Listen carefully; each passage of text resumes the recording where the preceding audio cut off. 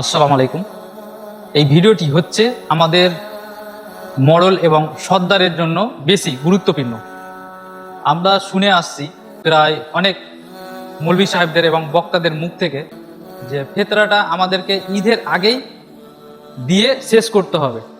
তো আজকে ভিন্ন ভিন্ন জায়গায় দেখা যায় যে সেই জিনিসটা পালন হয় না। কেন? সর্দার এবং মডেলদের গাফলতির কারণে।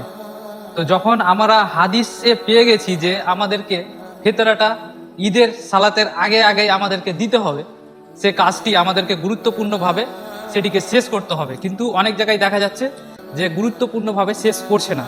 তাদেরকে আমার হাত জোর করে অনুরোধ থাকছে যে যখন আমরা হাদিস থেকে পেয়ে গেছি যে আমাদেরকে ফেতরার টাকাটা সেইভাবে ঈদের আগেই আমাদেরকে দিয়ে শেষ করতে হবে, তো তার কারণেই বলি যে মডেল এবং সর্দার সাহেবদেরকে যে আপনারা অতি তাড়াতাড়ি ফেতরাটা নিয়ে এই আমাদের ঈদের জামাতের আগে আগে সেটিকে দিয়ে শেষ করবেন।